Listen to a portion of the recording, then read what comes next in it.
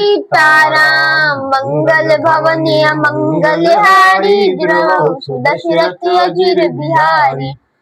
सिय पितु मातु स्नेह बस बिकल न सकी संभारी। धरनि सुता धीरज धरऊ समउ सुधरम विचारी। पिता माता के प्रेम के मारे सीता जी ऐसी विकल हो गईं कि अपने को संभाल न सकी, परंतु परम धैर्यवती पृथ्वी की कन्या सीता जी ने समय और सुंदर धर्म का विचार कर धैर्य धारण किया। तापस बेश जनक सिय देखी भयो प्रेम परितोष विशेष। पुत्र पवित्र किए कुल दो सुजस धवल जगु कहा सबको। सीता जी को तपस्विनी वेश में देखकर जनक जी को विशेष प्रेम और संतोष हुआ। उन्होंने कहा, बेटी तूने दोनों कुल पवित्र कर दिए, तेरे निर्मल यश से सारा जगत उज्जवल हो रहा है, ऐसा सब कोई कहते हैं। जिति सुर सरि कीरति सरि तोरी गवन कीन विधि अंड करोरी। गंग अवनि थल तीनि बड़े रे एहि किए साधु समाज घनेरे। तेरी कीर्ति रूपी नदी देव नदी गंगा जी को भी जीत कर, जो एक ही ब्रह्मांड में बहती है, करोड़ों ब्रह्मांडों में बह चली है। तेरी कीर्ति रूपी नदी देव नदी गंगा जी को भी जीतकर, जो एक ही ब्रह्मांड में बहती है, करोड़ों ब्रह्मांडों में बह चली है। गंगा जी ने तो पृथ्वी पर 3 ही स्थानों हरिद्वार, प्रयागराज और गंगा सागर को बड़ा तीर्थ बनाया है, पर तेरी इस कीर्ति नदी ने तो अनेकों संत समाज रूपी तीर्थ स्थान बना दिए हैं। मंगल भवनीय मंगलहारी द्रवहु सुदशरथ अजिर बिहारी। अपितु कहे सत्य स्नेह सुबानी सिय सकुच महु मनहु समानी। पुनि पितु मातु लीनि उरलाई सिख आशीष हित दीनि सुहाई। पिता जनक जी ने तो स्नेह से सच्ची सुंदर वाणी कही, परंतु अपनी बड़ाई सुनकर सीता जी मानो संकोच में समा गई। पिता माता ने फिर उन्हें हृदय से लगा लिया और हित भरी सुंदर सीख और आशीष दी। अब कहा, तिन सिय सकुच मन माही यहाँ बसब रजनी भल नाही। लखी रुख रानी जनायक राऊ, लखी रुख रानी जनायऊ राऊ, हृदय सराहत शील सुभाऊ। सीता जी कुछ कहती नहीं है, परंतु मन में सकुचा रही है कि रात में सासुओं की सेवा छोड़कर यहाँ रहना अच्छा नहीं है। रानी सुनैना जी ने जानकी जी का रुख देखकर उनकी मन की बात समझकर राजा जनक जी को जना दिया। तब दोनों अपने हृदयों में सीता जी के शील और स्वभाव की सराहना करने लगे। मंगल भवनीय मंगलहारी द्रवहु सुदशरथ अजिर बिहारी। बार बार मिल भेंट सिय विदा कीन सन्मानी। कही समय सिर भरत गति रानी सुबानी सयानी। राजा रानी ने बार बार मिलकर और हृदय से लगाकर तथा सम्मान करके सीता जी को विदा किया। चतुर रानी ने समय पाकर राजा से सुंदर वाणी में भरत जी की दशा का वर्णन किया। सुनि भूपाल भरत व्यवहारु सोन सुगंध सुधा शशि सारु। मुदे सजल नयन पुल के तन सुजसु सराहन लगे मुदित मन। सोने में सुगंध और समुद्र से निकली हुई सुधा में चंद्रमा के सार अमृत के समान भरत जी का व्यवहार सुनकर राजा ने प्रेम विह्वल होकर अपने प्रेमाश्रुओं के जल से भरे नेत्रों को मूंद लिया। वे भरत जी के प्रेम में मानो ध्यानस्थ हो गए। वे शरीर से पुलकित हो गए और मन में आनंदित होकर भरत जी के सुंदर यश की सराहना करने लगे। सावधान सुनु समुखि सुलोचन भरत कथा भव बंध विमोचन। धर्मराज नय ब्रह्म विचारु यहाँ जथा नहीं मोर प्रचार। धर्मराज नय ब्रह्म विचारु यहाँ जथा मति मोर प्रचारु। वे बोले, हे सुमुखी, हे सुनैनी, सावधान होकर सुनो। भरत जी की कथा संसार के बंधन से छुड़ाने वाली है। धर्म, राजनीति और ब्रह्म विचार, इन तीनों विषयों में अपनी बुद्धि के अनुसार मेरी थोड़ी बहुत गति है, अर्थात इनके संबंध में मैं कुछ जानता हूँ। सोमति मोरि भरत महिमाही, कहे काह छल छुअति न छाही। विधि गणपति अहिपति शिव सारद, कवि कोविद बुध बुद्धि विशारद। वो धर्म, राजनीति और ब्रह्म ज्ञान में प्रवेश रखने वाली मेरी बुद्धि भरत जी की महिमा का वर्णन तो क्या करे, छल करके भी उसकी छाया तक को नहीं छू पाती। ब्रह्मा जी, गणेश जी, शेष जी, महादेव जी, सरस्वती जी, कवि, ज्ञानी, पंडित और बुद्धिमान सब किसी को भरत के चरित्र, कीर्ति, करनी, धर्मशील गुण और निर्मल ऐश्वर्य समझने में और सुनने में सुख देने वाले हैं, और पवित्रता में गंगा जी का तथा स्वाद मधुरता में अमृत का भी तिरस्कार करने वाले हैं। भरत चरित कीरति करतूति, धर्मशील गुण विमल विभूति। सबुझत सुनत सुखद सब काहू, सुचि सुर सरि रुचि निधर रुचिदाऊ। निरवधि गुण निरुपम पुरुष, भरत सम जानि। कहिए सुमेरु की शेर सम, कवि कुलमति सकुचानि। मंगल भवनीय मंगलहारी, द्रवहु सुदशरथ अजिर बिहाई। भरत जी असीम गुण संपन्न और उपमा रहित पुरुष है। भरत जी के समान बस भरत जी ही है। ऐसा जानो, सुमेरु पर्वत को क्या शेर के बराबर कह सकते हैं? इसलिए उन्हें किसी पुरुष के साथ उपमा देने में कवि समाज की बुद्धि भी सकुचा गई। अगम सबहि बरनत बर बरनी, जिमि जलहीन मीन गमु धरनी। भरत अमित महिमा सुनु रानी, जाने राम न सकहि बखानी। हे श्रेष्ठ वर्ण वाली, भरत जी की महिमा का वर्णन करना सभी के लिए वैसे ही अगम है जैसे जल रहित पृथ्वी पर मछली का चलना। हे रानी सुनो, भरत जी की अपरिमित महिमा को एक श्री रामचंद्र जी ही जानते हैं, किंतु वे भी उसका वर्णन नहीं कर सकते हैं।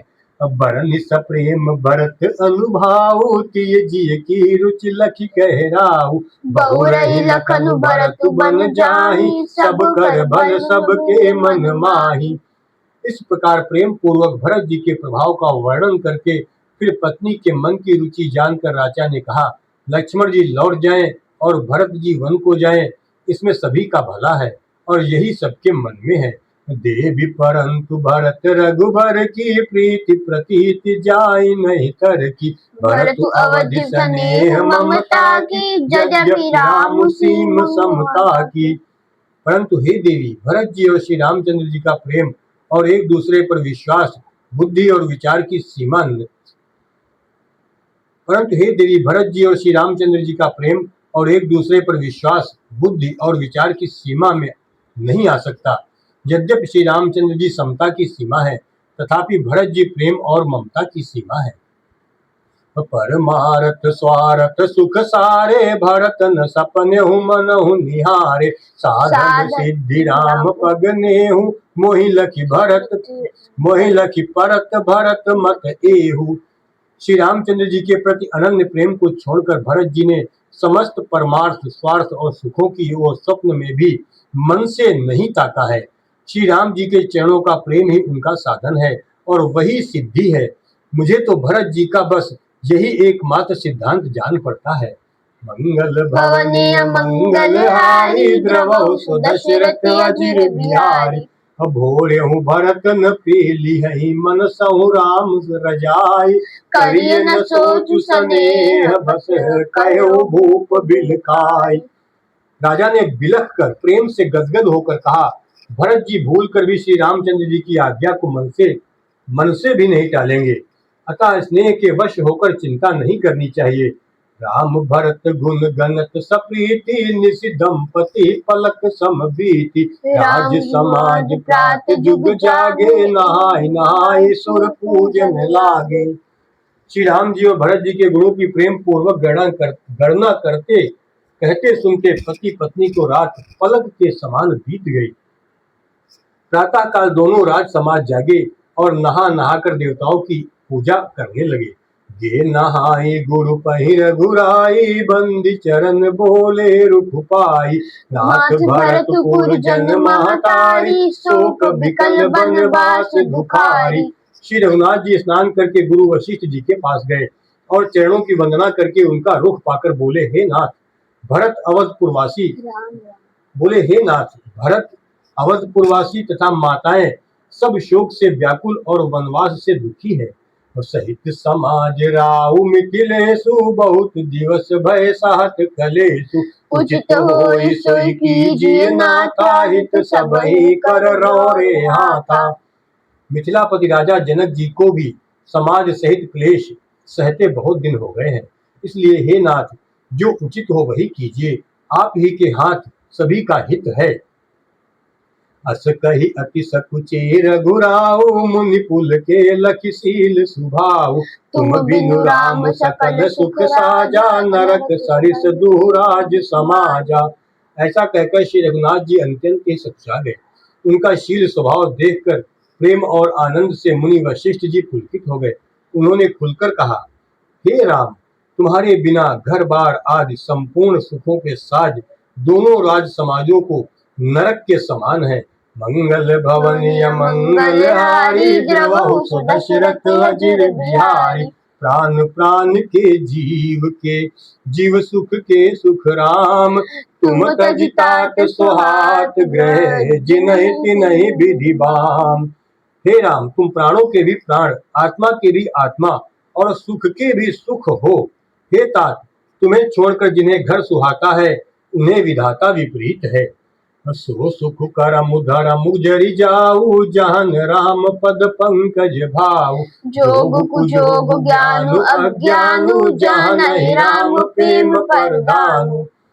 जहाँ श्री राम के चरण कमलों में प्रेम नहीं है, वो सुख कर्म और धर्म जल जाए। जिसमें श्री राम प्रेम की प्रधानता नहीं है, वो योग कुयोग है और वो ज्ञान अज्ञान है। तुम बिनु दुखी सुखी तुम ते ही, तुम जानहु जिय जो जहि के ही। राउर आय सुशिर सबहि के विदित कृपालहि गति सबनी के। तुम्हारे बिना ही सब दुखी हैं और जो सुखी हैं वे तुम्ही से सुखी हैं। जिस किसी के जी में जो कुछ है तुम सब जानते हो। आपकी आज्ञा सभी के सिर पर है। कृपालु, आपको सभी की स्थिति अच्छी तरह मालूम है। आप आश्रम ही धारिय पाऊ भयउ स्नेह शिथिल मुनिराऊ।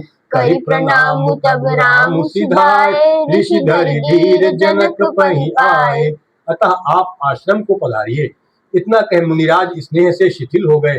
तब श्री राम जी प्रणाम करके चले गए और ऋषि वशिष्ठ जी धीरज धरकर जनक जी के पास आए। राम बचन गुरु नृपहि सुनाए, शील स्नेह सुभाय सुहाय। महाराज अब कीजिए सोई, सब कर धर्म सहित हित होई। गुरु जी ने श्री रामचंद्र जी के शील और स्नेह से युक्त स्वभाव से ही सुंदर वचन राजा जनक जी को सुनाए और कहा, हे महाराज, अब वही कीजिए जिसमें सबका धर्म सहित हित हो। मंगल भवनीय मंगलहारी द्रवहु सुदशरथ अजिर बिहारी।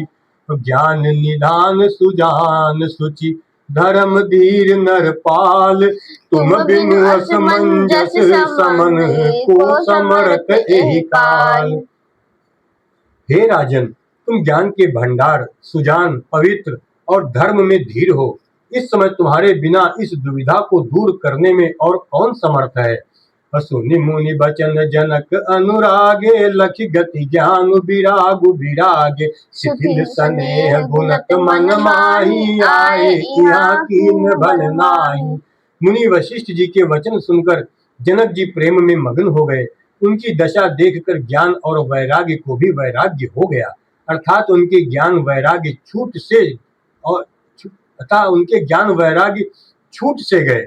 वे प्रेम से शिथिल हो गए और मन में विचार करने लगे कि हम यहाँ आए हैं, ये अच्छा नहीं किया। राम ही राय कहु बन जाना, कीन आप प्रिय प्रेम पवाना। हम अब बनते बनहि पठाई, प्रमुदित फिर अब विवेक बढ़ाई। राजा दशरथ जी ने श्री राम जी को वन जाने के लिए कहा और स्वयं अपने प्रिय के प्रेम को प्रमाणित सच्चा कर दिया।